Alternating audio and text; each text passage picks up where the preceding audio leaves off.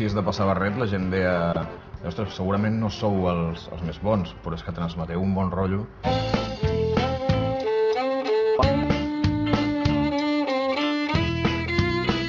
El bon rotllo no és una cosa que tu intentes transmetre, això l'has de tenir, i el bon rotllo està al local.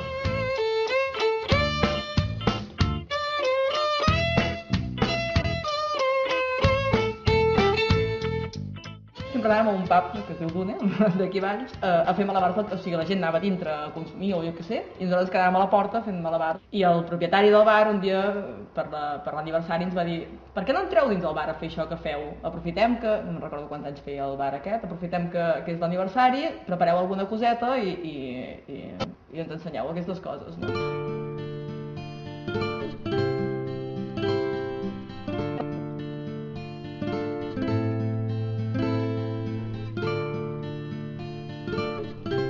Bastant dir-nos que som artistes. Nosaltres fem el que fem i l'art és molt... És una aspiració, no?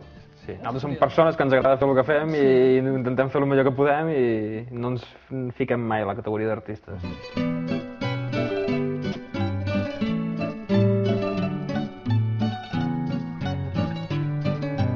Després de tot aquest bon rotllo i tota aquesta cosa, no? O sigui, te'n dones compte que necessites molta disciplina i molta rutina, vaja.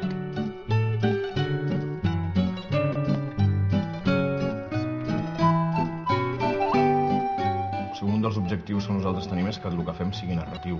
En el dia a dia, en els espectacles, el que ens agrada és que cada número expliqui una coseta. Perquè el circ sí que és com a art escènica, també pot ser narratiu, també pot emocionar, també pot entristir.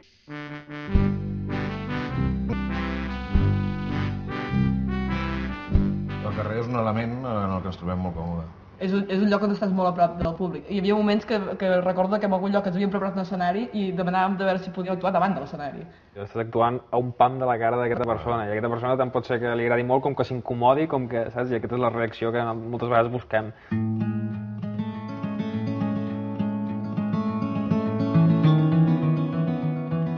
Jo crec que el millor del carrer és fracassar. Perquè en un espectacle sempre en algun moment fracasses, sobretot quan improvises molt fracasses, però aprens una lliçó. A nosaltres encara avui tenim aquest síndrome amateur de que és que ho fem perquè ens agrada.